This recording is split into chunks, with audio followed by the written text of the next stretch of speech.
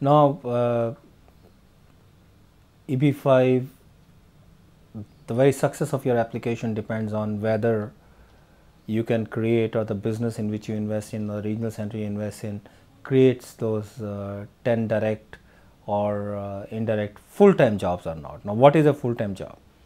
Basically, a full-time job implies work for at least 35 hours a week. And the important thing to remember here is that a particular position is filled up for 2 years. It's not really important as to who occupies. So multiple people over a period of time could be working the same position, and that particular position will still meet the requirement of having one job created. So one person joined in, the other one joined in, so long as that particular position was maintained, more than one person could be working over a period of time. But keep in mind one thing, that this person has to be an employee of the business and not the contractor. You hire a contractor, you say that as part of the construction activity that you are carrying out, you hired a contractor who in turn hired 5 plumbers, 5 electricians. Well, you cannot count those jobs of 5 plumbers, 5 electricians who are on the role of the contractor. That's not permissible. So you need to have an employee. So if you have plumbing position that is maintained over a couple of years, maybe it was filled up by different plumbers coming in from time to time, that's fine. But a plumber or an electrician hired by a contractor to whom you contracted out the job will not be counted as a job created. So keep in mind that people, the personnel who can be counted as a full-time employee in any position needs to be an employee of the business in which you have invested in, or the regional center in control business, and not the contractor. That can never be counted. And an issue that's coming in of focus on late is there are many EB5 projects which are hotel projects, or which are resort projects, or which are office building projects. An issue that's really happens, especially in case of hotel projects, is that they claim that new visitor arrivals are the reasons why new jobs will be created. So now USICS requires them, hotels, to prove in their business plan indeed the new or additional visitor arrival does happen because of that new project in which the EB5 center invested in. Just because visitors, instead of going to an already existing hotel or resort, started coming to a new resort or hotel that is established, that doesn't mean that new jobs have been created. So primarily the business plan of the regional center should be able to prove that the investment process does lead to increased spending in that particular area by the new visitors or the additional visitors. So that's very important for you to really look into when you're investing into a hotel project or a resort project. You must ask this particular question of that particular regional center. Is it creating increased visitor spending, is it creating new and additional visitor arrival or not? And to that extent, the business plan should be very carefully reviewed by you. Ideally, the jobs created by the project from construction, because most of these hotels and resort projects involve construction, should create positions for at least 2 years. And having said that, we are talking about increased visitor spending or additional visitor arrival is one thing, but still these hotel and resort projects can indeed claim jobs that are happening on account of construction, and or for that matter jobs that are created for the purposes of operations and management of hotel or resort. So that can still be counted towards job creation. So you could look at that viewpoint also. Real estate that's acquired part of an EB5 investment, that can be counted as an investment, but normally real estate, simply buying a real estate does not really speaking lead to job creation. So when you are looking at a business plan provided by the regional center, you should look closely at it, how much of part of it is being invested in buying real estate actually, because that part may not be permitted to claim job creation by USICS. So while investment is permitted, the job creation it's very difficult to relate additional job creation by in the portion of investment that's done on buying the real estate. And initially itself, the business plan should clearly indicate the EB5 funds that will be invested in acquiring property. That should be real estate, that should be clearly identified.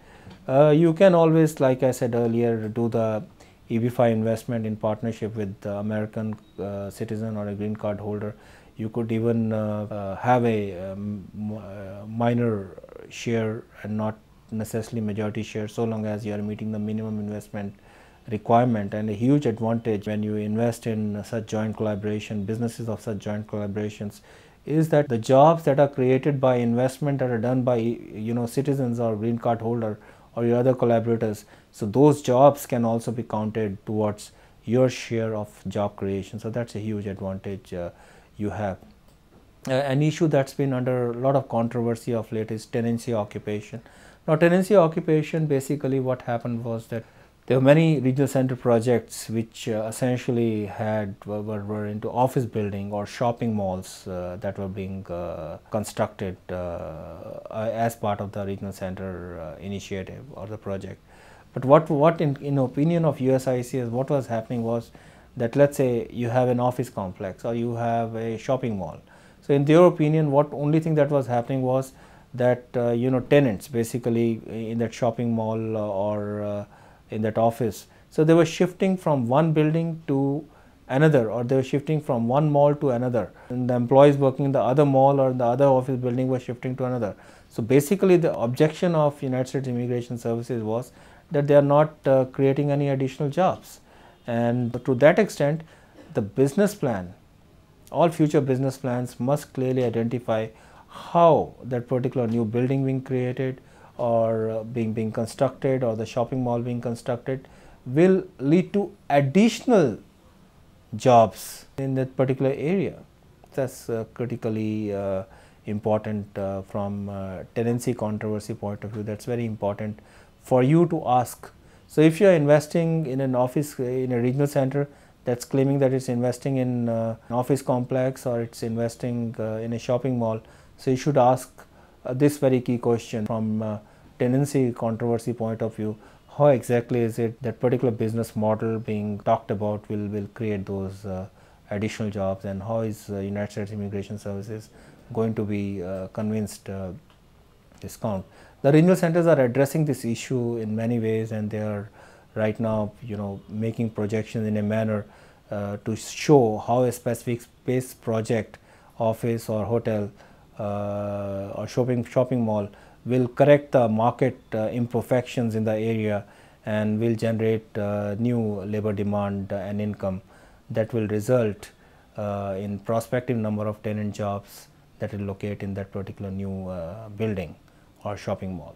So it becomes, I may add, in high unemployment area or rural areas, to prove that these kind of relocations are not happening is very difficult, because in a thinly populated area as it is, the limited demand, and how many new jobs can be created in that limited demand area, how many new shopping malls can it take, how many new office buildings can. All these issues are important when you look at the business model or the project of the regional center. You should ask all these questions, right questions, from tenancy occupancy point of view. When a regional center is now making an application, so they do look at these issues carefully and identify and highlight the underlying assumptions for approval of tenancy dependent additional jobs that will be created. So, but these projections, underlying assumptions, should be part of the additional business plan itself. Extremely difficult to address this situation at a later stage when I-5 to 6 applications are questioned by USICS. And also another issue is USICS very carefully looks at additional job claims that are being made by different regional centers by similar projects in the same area. So let's say there are 3 different regional centers. Each one of them is making one shopping mall, and each shopping mall is coming in the same area, and each one is saying that we'll create additional jobs. USICS is going to question this. How 3 new shopping malls are going to create all these 3 additional jobs? So you should also perhaps ask this question of the regional center in which you're going to invest in. Are there some other regional centers in the area who are into similar business concept and are similar claims being made? And how secure is your regional center project from that viewpoint? And this is very, very critical. Another question that's very important to the EB5 investors or USICS is there's a little bit of ambiguity on when these EB5 jobs should really be created. Now, how it is defined is that, first and foremost, it's very important for you to understand what is that particular period that we are talking about. It's normally assumed that post I-526 approvals, it takes another 6 months for adjustment of status to green card.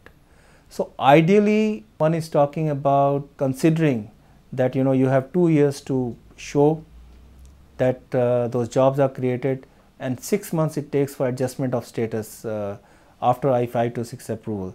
So ideally, a person has approximately 2.5 years to create those jobs from the time of I-526 approval, and it's normally expected that the claimed jobs are created by the time I-829 applications are filed, or, now this is very important to understand, or within a reasonable time thereafter. So the way it is defined, it's not really a must that those jobs are direct or indirect jobs are created. For example, a project might be under construction for those 2 years. Some job creation happens during the construction phase, but a lot of job creation happens after the construction is done, because people move in after construction is done. So that may happen over 3 years, 4 years, 5 years. So in the underlying assumption itself, it should be clarified in the business plan, the time frame within which those jobs will be created. So even where, for example, you're talking about various underlying assumptions, economic methodologies that are used by regional centers to prove that those jobs will be created during or within the reasonable time thereafter. So those assumptions should be as per USICI's parameters. So you check that with the regional center that the economic methodology that they use to prove that job creation will take place, is it as per one of the permitted methodologies of USICS or not. So that's, I think, is critically important. But for the moment, for what it's important for you to realize that the jobs created even after 2 years can be counted, so long as the USICS is convinced that they'll be created within the reasonable time thereafter I-829 is filed. Many cases may claim, petition normally claims, jobs will be created after a certain minimum investment is done. So job creation is linked by the regional center to the minimum investment that it does. So presented in the petition that's filed to get the approval for the plan. If that minimum investment is done by the time I-829 is happening, so again USIC will approve it, because minimum investment was one of the key criteria for job creation, and that minimum investment was indeed done by the center. So that's one important aspect you can look into again, that what is a minimum investment. Is in the methodology that's filed by the regional center, is minimum investment one of the key areas. So that's equally important. USICS may remove the condition on your I-829 application even if the minimum investment has been done, and job creation, significant job creation may take after minimum investment has been done. Your I-829 may still be approved. A petition may claim creation of a number of direct jobs after a significant number of direct jobs have been created. There are two kinds of jobs: indirect jobs and direct jobs. What are indirect jobs? Indirect jobs are basically that are created because of that particular investment that has been done. You have a particular situation where your business is running, but to make supplies to your store or to your business, an additional transporter is required, or an additional printer is required in the area who is servicing your company. So that's an indirect job that's been created. And so petition identifies the indirect jobs that will be created because of direct jobs that have been created, and even that's looked at by USICS to give I-29 approval. So you can look into those aspects also while taking a regional center approval, identifying which regional center is required. Proof of job creation is required at the time of I-829 application. If jobs have not been created by 829 application is filed, by the time I-829 application is filed, then the officer will apply the 51% rule in determining whether or not jobs will be created. What it means is, if he is convinced about likelihood of creation of these jobs within a reasonable period of time, then I-829 will be approved, otherwise denied. Both ways, decision on 829 application will be taken, and officer is not supposed to keep such a decision pending waiting for jobs to be created. So either they will approve the I-829 application assuming that the job will be created, and if not, it will be denied. The decision will be taken. So it's very important for you to file an I-829 application considering the job creation aspect is properly addressed.